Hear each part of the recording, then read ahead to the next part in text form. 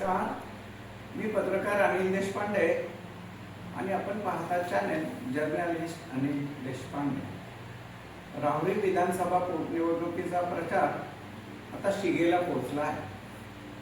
3 अपक्ष, 3 पक्षाचे उमेदवार व 4 अपक्ष अशा सप्तरंगी लढतीमध्ये विलक्षण चुरस निर्माण झाल्याचं चित्र दिसत आहे।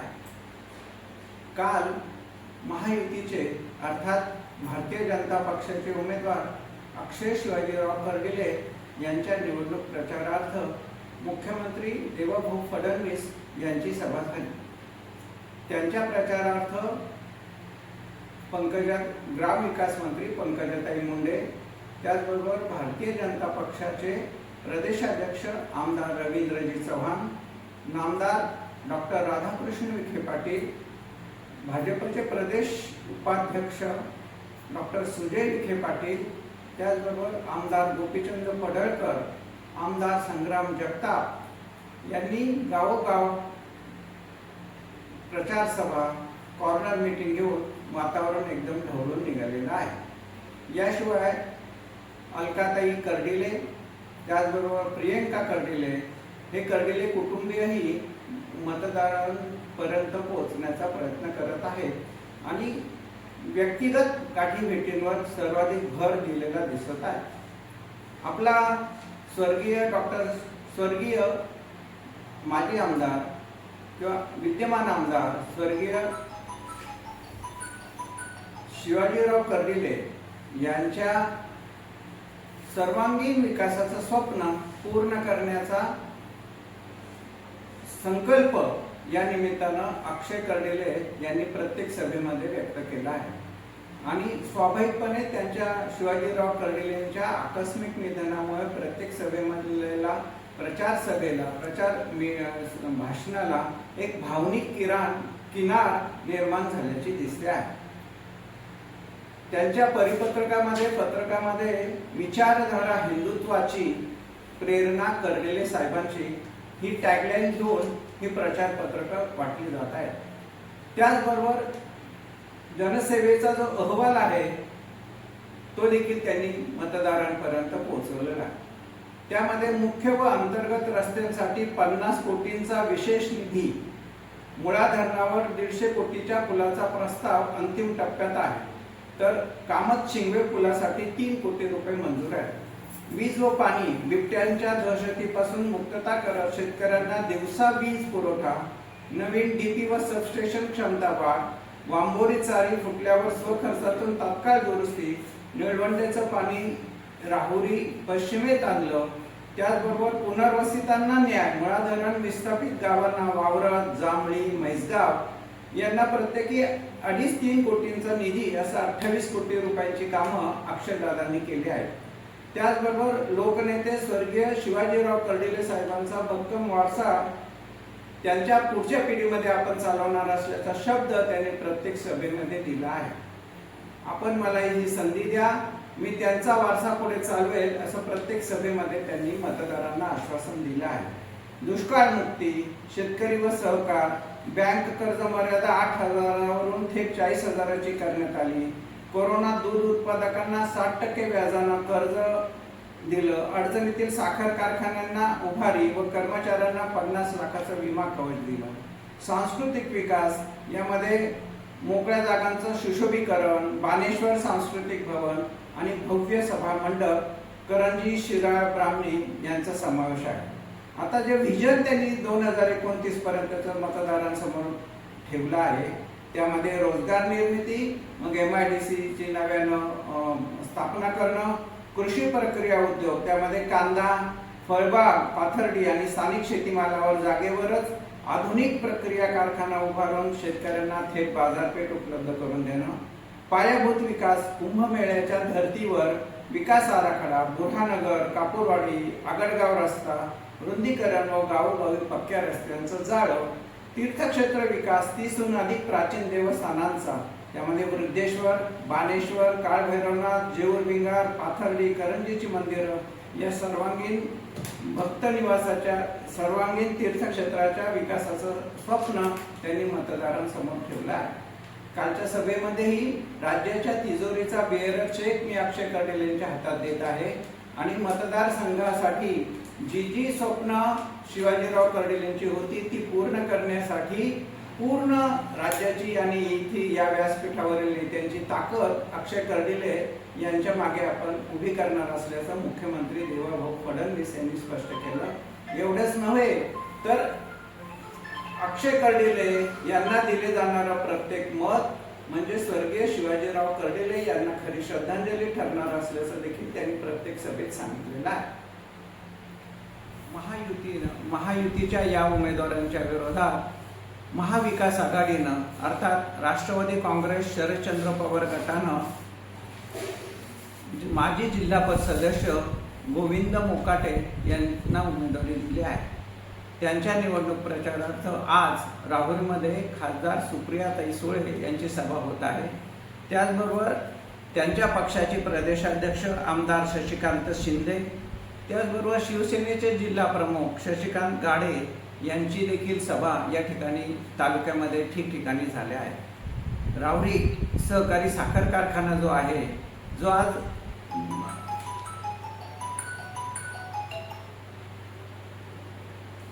बंद आहे, त्याच्या नुकसानीसाठी आमदार शिवाजीराव कर्डिले जबाबदार आहेत असे आरोप गोविंदराव मोकाटे यांनी ठिकठिकाणच्या सभेमध्ये केले आहेत। शेतीमालाचा प्रश्न, शेतकऱ्यांचे प्रश्न असे घेऊन ते निवडणुकीच्या रिंगणात उतरलेले आहेत। त्याचबरोबर बेरोजगारांना तालुक्यामध्ये रोजगार नाही, त्याचबरोबर मराठी शाळांमधील उपस्थिती कमी होत आहे, त्याचबरोबर जिल्हा सहकारी बँकेमध्ये नोकर भरती करताना झालेला कथित त्यांच्या दृष्टीने झालेला भ्रष्टाचार आणि मतदारसंघात प्रतिनिधित्व मिळूनही त्यांनी कुठलेही ठोस काम उभं केलेलं नाही। अनेक गावांचे पाणी प्रश्न अद्याप सुटलेले नाही। अशा प्रकारचा कार्यक्रम घेऊन गोविंदराव मोकाटे यांनी गावोगाव मतदारांशी संपर्क साधलेला आहे। त्यांच्या विरोधात पक्ष म्हणून वंचित बहुजन आघाडीनं जे उमेदवार दिले आहेत ते संतोष चोळके आहेत। देवळाली प्रवराचे नगरसेवक असणारे संतोष चोळके यांनी देखील आपल्या कामाचा माणूस ही टॅगलाईन घेऊन त्यांनी मतदारांपर्यंत पोहोचणं पसंत केलं आहे। त्यांनी देखील त्यांच्या प्रचारार्थ या आघाडीचे प्रमुख ॲडव्होकेट प्रकाश आंबेडकर यांची देखील राहुरीत सभा झाली। हिंदू मुस्लिम अशा पद्धतीनं आणि मराठा ओबीसी या वादाला खतपाणी घालण्याच्या ऐवजी या निवडणुकीमध्ये मतदारांनी आपल्या मतदानाचा हक्क बजावून भारतीयांना रहिवासी प्रमाणपत्र, आधार कार्ड, मतदान, पॅन कार्ड हे पुरावे ग्राह्य न धरता आपल्या पूर्वजांचे रहिवासी असलेले पुरावे मागितलेले आहेत। ज्यांना हे पुरावे नसतील त्यांना भारतीय नागरिकत्व काढून मतदान करण्याचा अधिकार काढून घेतला जाणार आहे। हा एक मुद्दा घेऊन वंचित मतदारांपर्यंत पोहोचत आहे। त्याचबरोबर आदिवासी युवकांना रोजगार मिळण्यासाठी विधानसभेत असणारे शासकीय तलाव व तालुक्यात असणारे मुळा धरण यावर अनेक मच्छीमारी सोसायट्या बनवून त्याद्वारे जास्तीत जास्त आदिवासींना रोजगार कसा उपलब्ध करून देता येईल हा एक त्यांच्या वचननाम्यामधला मुद्दा आहे। त्याचबरोबर बेरोजगारांना रोजगार मिळवून देण्यासाठी MIDC क्षेत्रात कंपन्या उभा करण्यासाठी ते प्रयत्न करणार असं ते सांगतात। त्याचबरोबर केंद्र सरकार व राज्य सरकार अनेक खाजगी उद्योगपतींचं हजारो कोटीचं कर्ज माफ करतं, तर कारखान्यावर असणारं सुमारे 500 कोटीचं कर्ज माफ करण्यासाठी जनतेचा लढा उभारू असं देखील त्यांनी मतदारांना आश्वासन दिलं आहे। त्याचबरोबर सरकारी गायरान जमीन, वनजमीन व सरकारी जागेवर निवासासाठी असलेले अतिक्रमण कायम करून त्या ठिकाणी शासकीय घरकुल योजना ते राबवण्याचा विचार करतायत। त्याचबरोबर राहुरी विधानसभा क्षेत्रात एकही जिल्हा परिषद शाळा बंद होऊ देणार नाही, तसेच जिल्हा परिषद शाळेतील शिक्षकांना शिक्षणाव्यतिरिक्त इतर सरकारी कामं दिली जाऊ नयेत यासाठी देखील ते जन आंदोलन उभारणार आहेत। पानंद रस्ते व शेतकऱ्यांचे अडलेले रस्ते खुले करून देणार आहेत। त्याचबरोबर राहुरी विधानसभा क्षेत्रातील कुपन, जातीचे दाखले व ऑनलाईन कामं ग्रामपंचायतीच्याच माध्यमातून निःशुल्क करून देण्यासाठी ते प्रयत्न करणार आहेत. पाणी वापर संस्था बंद करून पूर्वीप्रमाणेच पाटबंधारे खात्याच्या माध्यमातूनच शेतकऱ्यांना पाणी वितरित करून देण्यासाठी ते आग्रही भूमिका घेणार आहेत. असा हा आपला वचननामा घेऊन ते मतदारांपर्यंत पोहोचलेला आहे. याचबरोबर शिवसेनेचे उत्तर जिल्हा प्रमुख रावसाहेब नाना खेवरे हे गेली 4 दशकं तालुक्याच्या राजकारणामध्ये आहेत आणि वेगवेगळ्या विविध आंदोलनांमध्ये देखील त्यांनी सहभाग घेतला आहे. याआधी विधान परिषदेचं विधानसभेसाठी त्यांना शिवसेनेने उमेदवारी दिलेली होती. त्यावेळी मात्र त्यांनी आपली ही उमेदवारी तत्कालीन नगराध्यक्षा डॉक्टर उषाताई तनपुरे यांना दिली होती आणि त्यांनी ती विधानसभेची निवडणूक लढवली होती. आता महायुतीमध्ये मात्र एक बंडखोरी करून रावसाहेब नाना खेवरे हे आज उभे राहिलेले आहेत. रावसाहेब नाना खेवरेंचा वचननामा काय सांगतो तो आपण बघूया.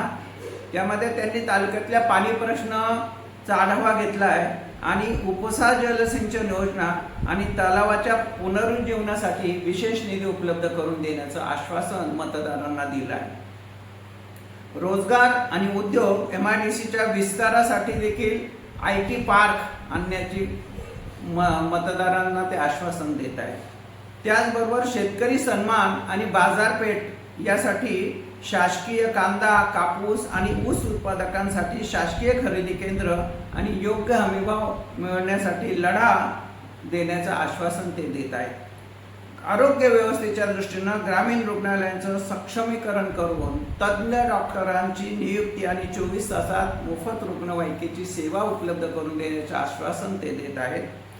शिक्षण आणि कौशल्य विकास, गरजू विद्यार्थ्यांसाठी स्पर्धा परीक्षा मार्गदर्शन केंद्र आणि अद्ययावत वाचनालयाची उभारणी ते करू इच्छित आहेत. रस्ते आणि पायाभूत सुविधा यामध्ये ग्रामीण भागातील अंतर्गत रस्त्यांचं डांबरीकरण आणि प्रलंबित पुलांची कामं कालबद्ध पद्धतीनं पूर्ण करणं असं आश्वासन ते देत आहेत.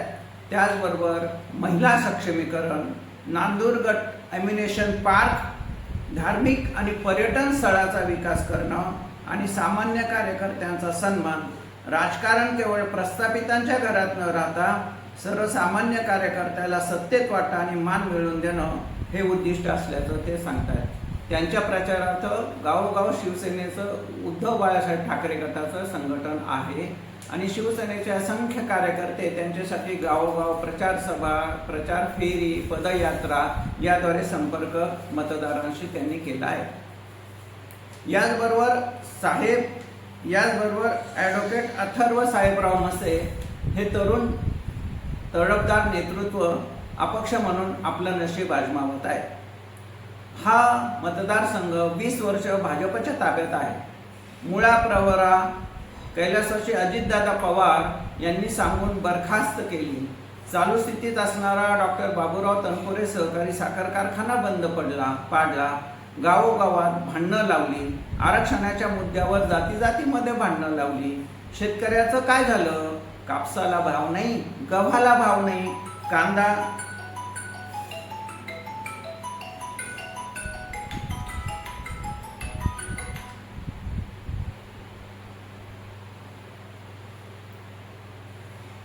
गव्हाला भाव नाही आणि कापसाला भाव नाही, कांदा आणि ऊसाला भाव नाही, दुधाला भाव नाही, सोयाबीनला भाव नाही. तरुण तरुणींच्या प्रश्नाकडे जाणीवपूर्वक दुर्लक्ष केलं गेलं. रोजगार निर्मितीचा अभाव, खेळ व क्रीडा सुविधा, अपुऱ्या तरुण तरुणींना शैक्षणिक सुविधा नाही. मूलभूत सुविधांचं काय? प्रत्येक वर्षी उलटून रस्त्यांची कामं नाहीत. धरण उशाला असून पाण्याची सोय नाही. शैक्षणिक सुविधा आणि आरोग्यविषयक सुविधा नाहीत. 14 गावांसाठी तयार केलेली पाणी योजना सातत्यानं दुरुस्ती करावी लागते. राहुरी शहरात पाण्याची प्रचंड गैरसोय आहे.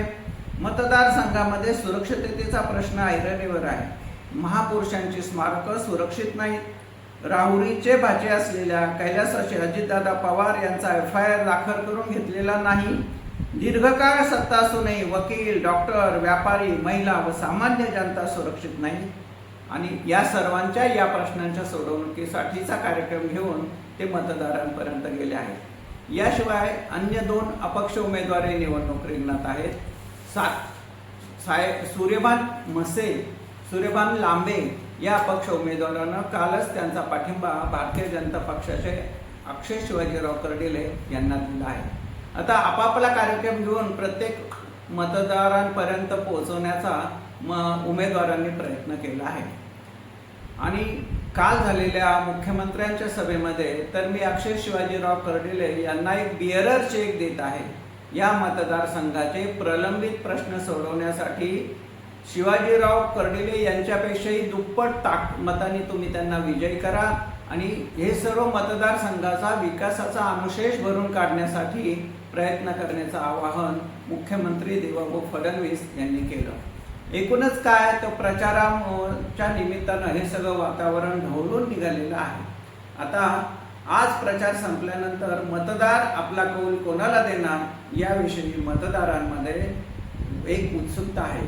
येत्या 23 तारखेला या राहुरी मतदारसंघाच्या पोटनिवडणुकीसाठी मतदान होणार आहे। जास्तीत जास्त मतदारांनी या निवडणुकीत आपल्या मतदानाचा हक्क बजवावा असं आवाहन आमच्या चॅनेलच्या वतीनं आम्ही आपणास करत आहोत। या पोटनिवडणुकीच्या अनुषंगानं हे सगळं वार्तापत्र आपल्यापर्यंत पोहोचवण्याचा आमचा प्रयत्न आपल्याला नक्कीच आवडला असेल। या निवडणुकीच्या निमित्तानं सर्वाधिक चर्चा झाली ती माजी आमदार आणि माजी मंत्री प्राजक्त तनपुरे यांच्या राजकीय भूमिकेची।